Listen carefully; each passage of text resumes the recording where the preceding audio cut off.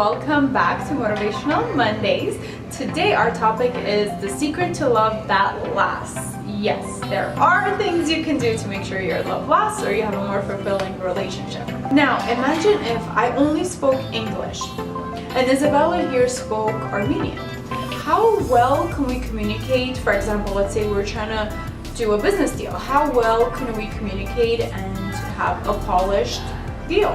Hi, my name is Yegi. I love your work. I wanted to see if we can collaborate together and come up with a quoting line. Բարև, շատ ուրախ եմ, ոնց որ ուզում ես իրար հետ աշխատենք, մի բան անենք, շատ կուզեի, բայց չեմ հասկանում, ինչ ես ուզում անենք. Okay, I think she's interested, but I have no idea what she's saying.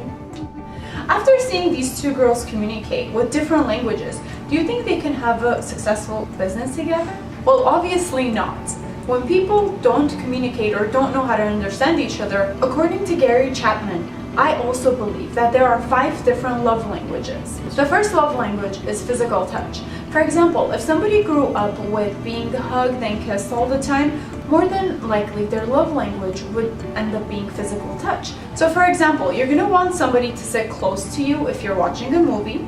You're going to want to hold hands, have lots of kisses. So if your love language is physical touch, then odds are you're going to need a lot of physical attention. The second one is quality time. So if your love language is quality time, then more than anything, you're going to want your significant other to spend time with you. It could be just watching TV, it could be going out, it could be anything as long as you're doing it together. For that reason, a lot of couples or one of the person in the relationship might just ask to have somebody come sit next to them and watch TV for hours. But if the second person doesn't understand the language of quality time, they're not going to get why they should do that for the other one. The third love language is gift giving. If you are someone who loves to give gifts or receive gifts, then your love language might be gift giving. It doesn't mean you're a gold digger.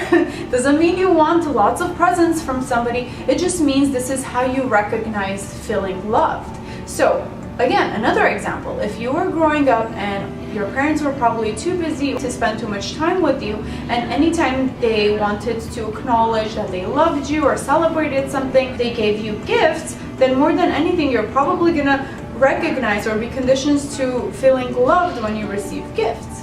And it doesn't have to be lavish gifts. It's just any item for somebody to feel loved. For example, if my love language is gift giving or gift receiving, then even if I receive a simple pen, let's say with my initials on it, then that's going to make me feel loved because I know the person gifting it to me has put in a lot of time and effort to do that for me. The fourth love language is acts of service.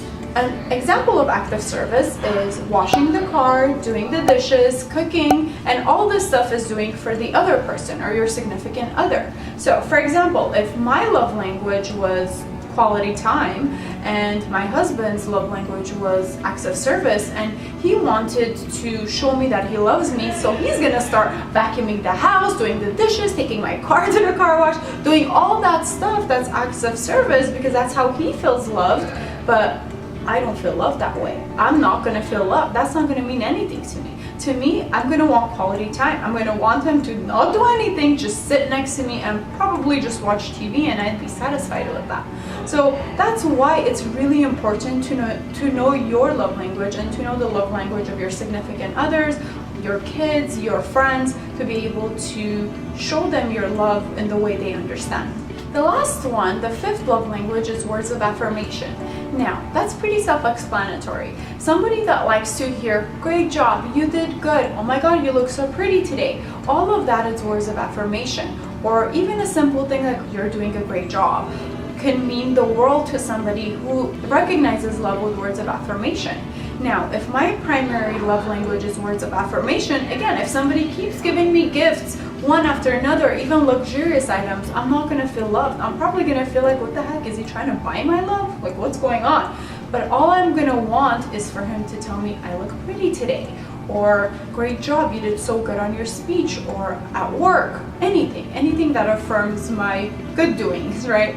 I believe that sums it up. Those are the 5 love languages. If you're interested more, I advise you to really go and read the book by Gary Chapman, or at least take the quiz online. In case you were wondering what my love language is, or your love languages, or your significant other's love languages, there's a link below to the quiz by Gary Chapman that you can click and take and see what your primary and secondary love language is. Mine is physical touch and quality time. I believe those were my top 2 when I took it. And again, this can change. You can mature or grow with the way you feel loved, but it should be pretty consistent. I would say go take the quiz, read the book if you're interested. It's really cool. Thank you for watching again. This is Yegi with Life of Yegi on Motivational Mondays. Please comment below if you have any questions or if you have something you want to learn about. Please subscribe. I will see you next Monday. Mwah!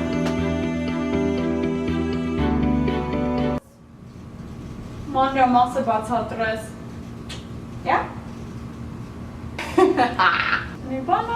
But it's Trump joke for just us. Okay. Why do I make it complicated? If there is a couple and one, how do I say that? Like, I don't know. Please. I keep doing stupid things. Just like Gary Chapman in the.